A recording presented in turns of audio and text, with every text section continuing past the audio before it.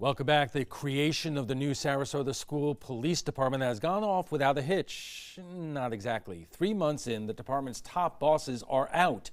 The head of security, Michael Andreas, is gone. Newly hired Police Chief Paul Grahowski has been shoved aside. Captain Timothy Enos of the Sheriff's Office is in as Executive Director of Safety and Chief. What exactly happened is unclear. Enos is widely respected, and according to Superintendent Todd Bowden, he couldn't pass up the opportunity to hire him. It certainly helps his strained relationship with Sheriff Tom Knight. On the other hand, there have been rumblings about trouble at the department created in the aftermath of Parkland, including last week when 2 officers visited the home of a Sarasota man who sent a critical email to the superintendent. And joining us for more right now is Jeff Maltzby, the district's new Chief Operating Officer. And Jeff, welcome back to the trapezoid. So let me ask you directly. I mean, we understand what the superintendent says. This is an opportunity that he could not pass up, but there have been these rumblings that we just referred to. Did those play a part in the changes that are being made? Absolutely not. Nothing related to anything else going on played any role in the decisions that were made to make the change in the leadership at the district's police department. I mean, the qualifications of Captain Enos, who has been with the Sheriff's Office for many years and has been involved with the school system in various ways. I mean, that's a gimme. I get that. But, with Mr. Andreas, I mean, he is totally out of the picture now. And your newly hired police chief is basically, as I said, put into a role that's unrelated to school security. That raises the question about whether this was done because something wasn't working right. Well, I would push back slightly, with all due respect. He's not in a role that's unrelated to safety and security. He's working in terms of the capital improvements to harden school, which are directly in reaction to what happened in Parkland. So it is a critical part of what we're doing to reinforce and secure our school base, our campuses. So he does have a role there. I would also submit to you that the genesis of this relationship with Captain Enos started about a week ago, last week, but in a meeting that I was in, and that meeting had been on my calendar for 3 weeks. So I'm telling you, there was absolutely no connection to anything else going on. When I met Captain Enos in that meeting, I was very impressed with him and his credentials, and I asked him, quite frankly, can I hire you? So from that moment last week, the wheels started to turn simultaneously and coincidentally with whatever else was going on, but there was absolutely no relationship between the two events. In any, 2 more questions. I mean, in any kind of new venture, there are bumps along the road here. I mean, did you feel the need to do this because there were things that need to be improved upon? Yes, absolutely. I think so. I would say 3 areas primarily: communication, collaboration, and implementation. We needed better communication internally and externally. We needed better collaboration internally and externally, and we needed better implementation. With Tim now on board and in place, we think we have addressed all 3 areas, and they all will be improved. And is one of those areas the relationship with the Sheriff's Office, which traditionally handled, had school resource officers in the schools, and it's obviously widely publicized the difficulties the sheriff has had with the superintendent. Are things along those lines improving? To Sheriff Knight's credit, from day one, he has continuously demonstrated his commitment and his department's commitment to the safety and security of our children in Sarasota County. That has never wavered. Regardless of whatever else may have been happening, Sheriff Knight was absolutely committed to the safety and security of our children. The same is true, obviously, for the school district. We have that same commitment. When I talked to him last week about the possibility of Tim coming on board, he was elated. He was absolutely delighted and said, Jeff, I'll do anything we can do to help you. And I think Tim is an outstanding selection for that role. All right. Jeff, thank you very much for joining us tonight. My pleasure. Thank you. We want to thank Jeff Maltzby, the district's new Chief Operating Officer, for joining us for tonight. And when we come back, we'll discuss school security right after we get a check on the first alert forecast with Chief Meteorologist Bob Harrity. Bob. Good evening, everyone. We're looking at the Van Wezel webcam time lapse. You can see you had some high clouds in advance of a frontal system, which will bring us some rainfall. It looks like we're going to get a pretty good chance of that happening mainly tomorrow afternoon.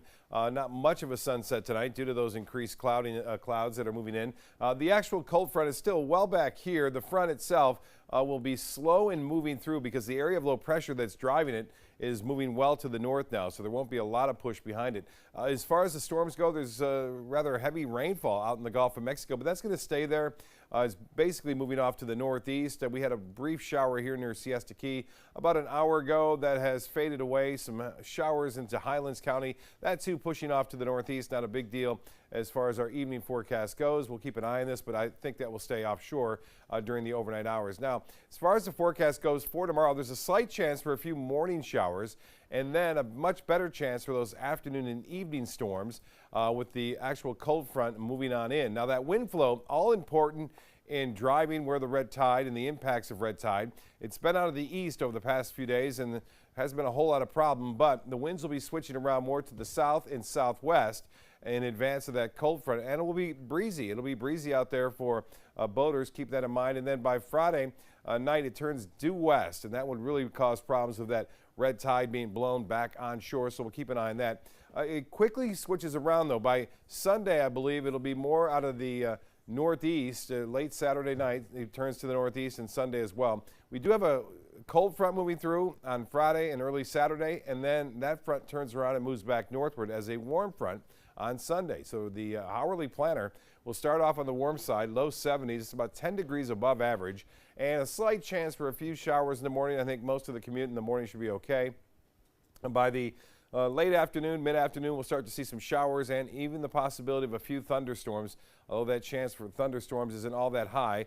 This is the GFS forecast model showing nice, pretty calm conditions to start things off tomorrow morning. By 2 o'clock, some rain starting to develop, and then showers on again and off again throughout the afternoon and evening. So football Friday night could be a little bit disruptive as far as the showers go. And then by Sunday, that front moves back northward as a warm front and brings with it a real good chance for some light to moderate rainfall at any time during the day on Sunday, more so in the afternoon and evening, but morning showers are still possible. And then again on Monday and Tuesday, a slight chance for a few showers moving on into the weather picture. For boaters tomorrow, I mentioned the winds and seas a little higher as a result of that approaching front. And as far as the forecast goes for the next 7 days, 70% chance for rain, mainly in the afternoon and through the evening. Saturday looks good, the best day of the two for the weekend. We gain an hour. Be sure to turn your clocks back 1 hour before you go to bed on Saturday. And then for Election Day, looks okay. Alan will be right back after this.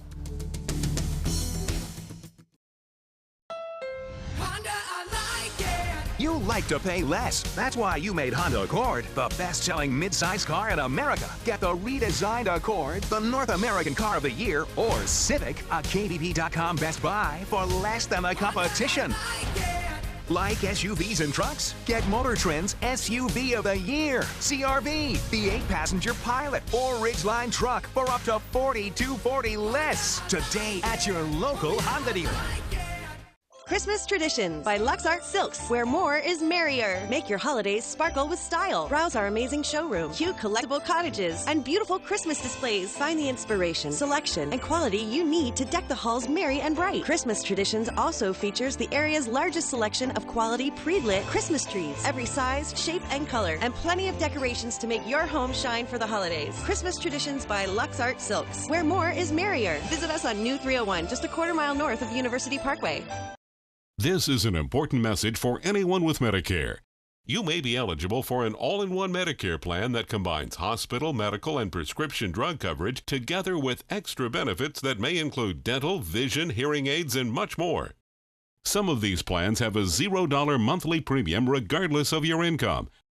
That's right. For one low plan premium, or in some cases a $0 premium, you may be able to get coverage for your hospital visits, doctor appointments, prescription drugs, routine dental care, eyeglasses and contact lenses, hearing aids, and possibly more. Today may be the first time you've heard about this type of Medicare plan. The advisors at the Medicare.com helpline are licensed insurance agents who will explain more when you call. Call now to see if you qualify. Call the number on your screen now. Call now to see if you qualify for these benefits. You worked hard for your Medicare. Now is the time for your Medicare to work hard for you. Not affiliated with or acting on behalf of any government agency or program. There are lots of people who are confused about which Medicare plan is right for them. Hey, that's me. I barely know where to start. Well, start here with me, Karen. I'm a licensed Humana sales agent. Well, it's nice to meet you, Karen. I'm John Smith. Hi, John. At Humana, we know you're unique, so you have different needs from other John Smiths. Yeah, I've always thought so. And together, we can find a plan that's right for you. Great. I go to the doctor a couple of times a year, and I have some prescriptions, but I'm never fully sure of what's covered and what's not. With Humana's all-in-one Medicare Advantage plans, you get coverage for hospital stays, doctor visits, and Part D prescription drug benefits, all for an affordable and sometimes no monthly plan premium. Do you have any more information? Sure, I'll get a decision guide in the mail to you today. They're free. Finally, someone who understands the real me. Your health and happiness is important to us. Call or go online now to get your free decision guide. Call a licensed Humana sales agent today. Welcome back. We are talking about big changes at Sarasota's brand new school police department. And joining us for more are Bridget Ziegler, the Sarasota School Board Chair, Kurt Lavarello of the School Safety Advocacy Council, and Elizabeth DeGenis, education reporter at the Herald Tribune. Welcome to you all. And Bridget, let me get you to react to Jeff Maltzby's interview. I know you're thrilled that Captain Enos is coming over to the school system, but do you believe that this was just a great opportunity that presented itself, or were there other factors involved? Well, there's no question in the last 7 days there's been a lot of questions and discussion about, as you mentioned, the visit to a constituent that reached out and was critical. So to have that big shift over, I know everyone, many of whom have reached out, were asking questions. I will say, I think Tim Enos is such a good add-on. It's a big win for the district. I really want to make sure those conversations are separate, because you don't ever want to cast a shadow on someone really exciting that's coming into the district. Elizabeth, what do you hear?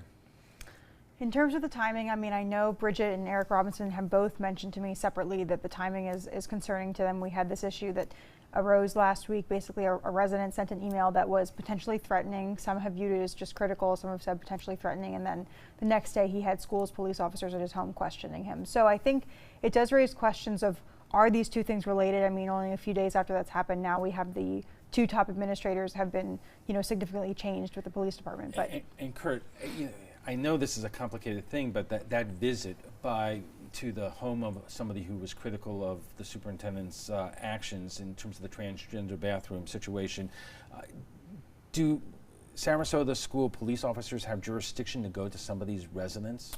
Well, certainly. I'm not an insider, so I don't work for the district, but I do know in most cases where there is a school police department, and you look around the state of Florida, there are either one of two things. Either the sheriff has deputized those school district officers, or there's a memorandum of understanding that's signed by the school board and the county that would allow that action. I don't know if either of those have taken place. To my knowledge, they have not.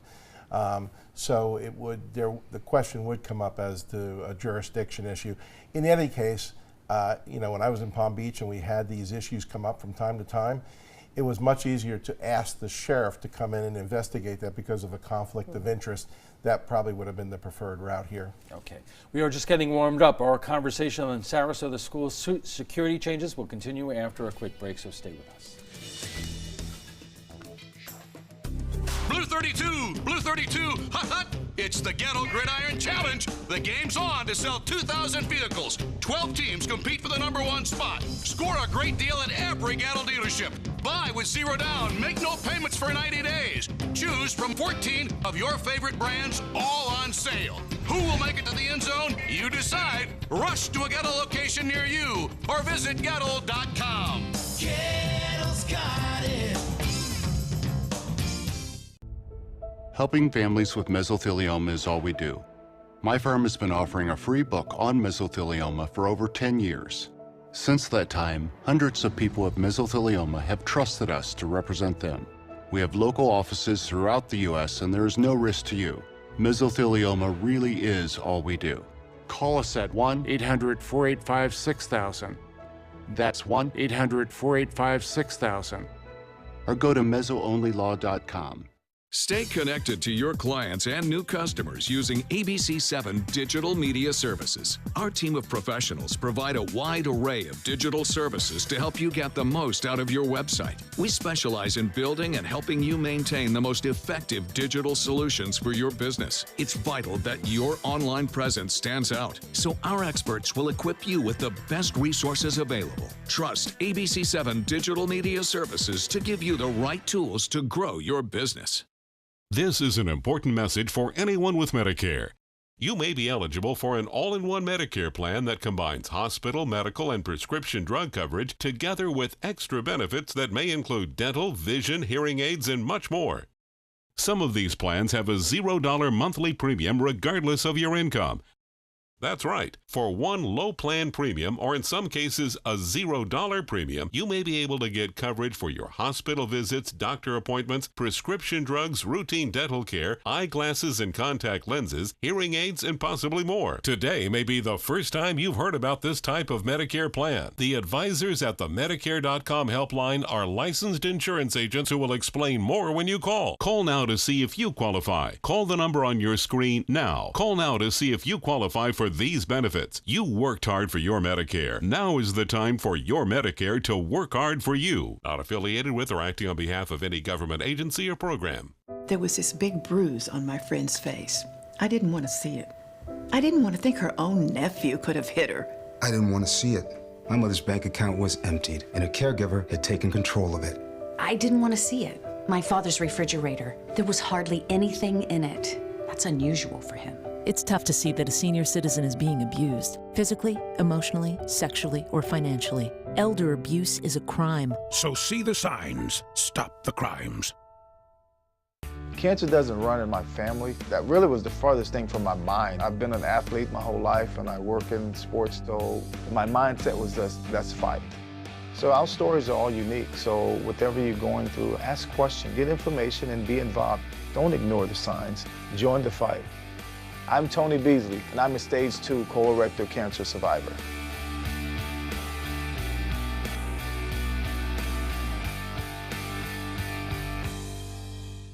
Watch Suncoast View weekdays at 9 a.m. on ABC 7. You're watching ABC 7 News at 7:30. Welcome back. We are talking about the big changes at Sarasota's brand new school police department. And joining us for more are Bridget Ziegler, the Sarasota School Board Chair, Kurt Lavarello of the School Safety Advocacy Council, and Elizabeth DeGinnis, education reporter for the Herald Tribune. And we should say that the school district just texted us about the point we were just talking about, that under Florida statutes, it allows school officers to investigate issues outside of a school campus, and that the officers were in their legal parameters to do that. Be that as it may, Kurt, you know this issue better than just about anybody else. Because of the haste that this department was created after Parkland, were there issues or personalities that people were not in the right situation to be most effective? Well, I'm not going to necessarily go into the judging of personalities. I'll stay more focused on some of the issues. And I highlighted some of these when I wrote to the school district early on when this was the move that they were moving toward. This was a daunting task to begin with. And on top of it, it was a very, very short window of time that concerned me and many others. It was following Parkland, so there was the pressure of the new state statute. There were a lot of things going on that created this perfect storm for some conflict to go on.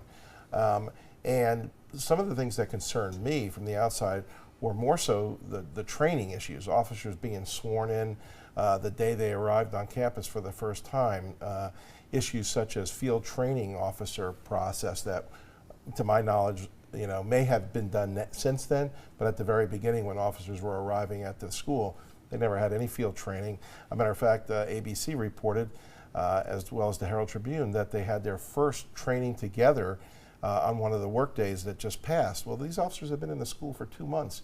To say that that's the first time they trained to deal with an aggressive situation concerned me as somebody in law enforcement. Well, it was another issue, the lines of communication between this police force and the sheriff's office, the coordination on a whole lot of range of things.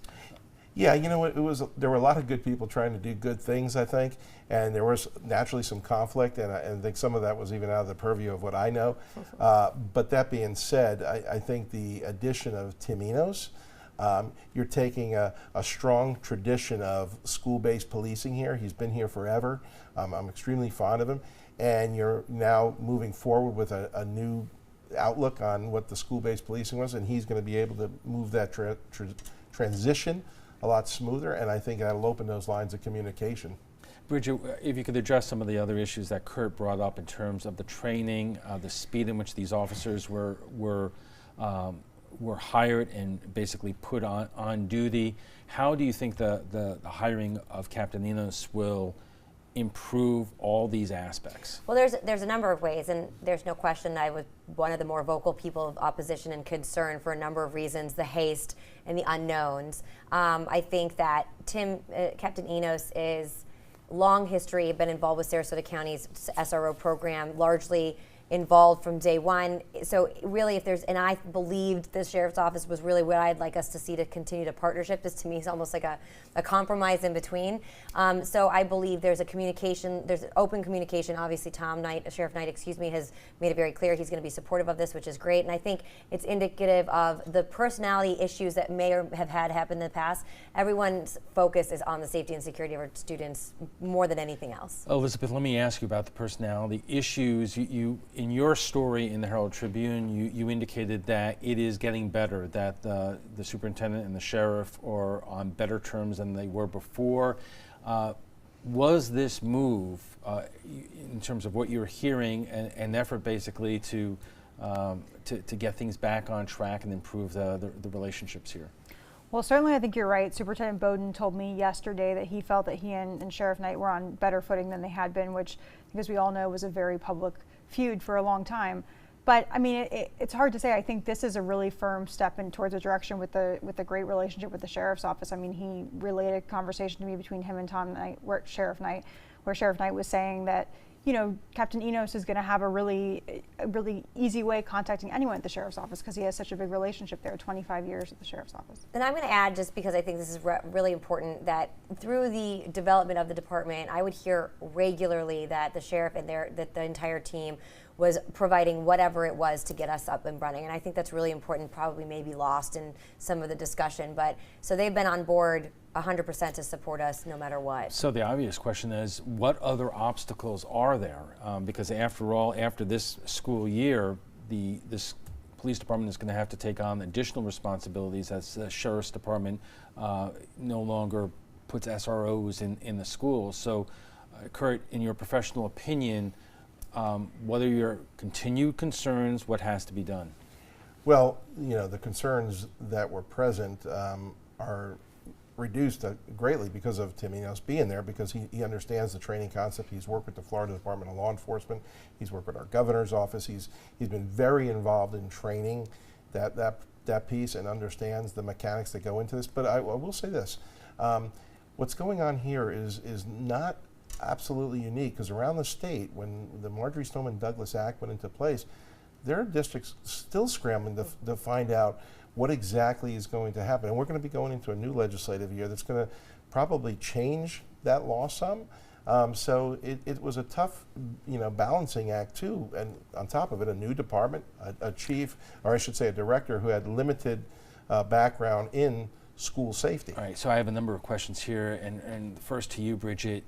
When the new legislature comes back, what has to be fixed in the or do we not have enough time? No, I think there's a lot. I think each district's learned a lot. I know that my organization's talking about doing a roundtable to just get a sense of what each county is doing. It's a little bit different, and I've always said I think the flexibility, whether you liked what was in the bill or not, it allowed districts to have some flexibility, because Sarasota financially much better off than many other districts, and there's a whole myriad of different things. So it'll be interesting to see what changes. The mandates of funding oftentimes come up. I would argue that There are different ways to go about it. For me, looking forward is what with Captain Enos in here, I think the training piece has always been something I've been asking about. And the financials is something that as a district we need to understand. I've heard rumblings that there's been some concern over the financials of the department. As a board member, another one of those main things that I was worried about from the cost analysis. So those are many questions we have to understand, workshop, discuss, et cetera, to ensure the viability of that the department. And Elizabeth, I mean, it's legitimate to ask about the individuals who lost their jobs. Mr. Andreas and Chief Grahowski is still there, but in a different position, which I would imagine both these men are not too happy about. You say in your story, Mr. Andreas' telephone number was disconnected. Chief Grahowski was not available for comment. Yeah. I mean, there's a cost factor here, but there's also, do you have any indication what the chief and Mr. Andreas thought about these moves? I don't want to speak for them since I wasn't able to speak to them, but I think that, of course, when anybody loses their job or has something shift in their duties, I'm sure that's very hard. I mean, I don't know how they feel at this moment, but I think one of the things that I think is most interesting about Michael Andreas' departure is that he really was a big person spearheading this police force. And I mean, you heard him talk a lot about the systems approach. I mean, I remember sitting in his office and seeing this chart of every school. I think that it'll be interesting to see once you have all those plans in place, what happens when someone steps in kind of in the middle of the implementation process and tries to go from there. I mean, to use a football analogy, anytime a new coach and new coaching staff comes in onto a team, the players have to, deal with a whole new system. Right. When we're still trying to learn the system that was put in place. So, Kurt, how does this affect the officers who are in the schools right now? Well, it's probably got a lot of them scratching their heads, wondering. I mean, but it was not so that when they came here and they applied for the job here, I think most of them, if they did diligence, they probably looked and read what was going on here and knew this was, an explosive issue that could have gone either way. And a lot of them, I think, had retired from other jobs, so they had the benefit of that retirement somewhere else. But to go back to your point that you asked Elizabeth on, and the creation of the new position for Chief Grahowski, that also is not uncommon. We've seen a lot of districts around the state with Marjorie Stoneman Douglas create a position that would oversee some of that infrastructure and make sure that the districts are in compliance. So that was not so unusual for me to see that. All right, so Bridget, what, for parents who are watching us right now, what do you want them to take away from these pretty sudden changes? Right. Well, any change makes people question and sometimes have a harder transition. I will say that based on the feedback I've seen, and I would implore everyone to be very comfortable and confident with Captain Enos coming on board. It makes me feel very comfortable with I would say a shaky startup that I was still unsure of. Sure, there's still going to be some questions, but I'm very comfortable with him coming on board and then the partnerships that he's able to lead and guide us through. And I will add one piece, and I have been probably I've said this a number of times to the superintendent and even to Jeff. We invested a lot of money on our infrastructure, and for me that's wonderful, but it means nothing if we don't have processes and procedures for our staff. So having someone overseeing that part has been a really big part that I wanted to see. And Elizabeth, what are you hearing from the other board members? I think that most people have had I would say all the board members have had a positive reaction to this. I mean, I think for two of the members, Bridget and Eric, who were already kind of sometimes opposed to this police force, this is a little bit of a shift towards working with the sheriff's office again. And I think for the other three, many of these board members who've been around for longer actually worked with Captain Enos when he was at the district. So many of them know him and say this is a good move. So almost everyone I've talked to has a very positive feeling about it. We'll have to leave it there. Thank you all for joining us. We want to thank our guests, Jeff Maltzby, the district's new Chief Operating Officer, Bridget Ziegler, Sarasota School Board Chair, Kurt Lavarello of the School Safety Advocacy Council, and Elizabeth DeGinnis, the education reporter for the Herald Tribune.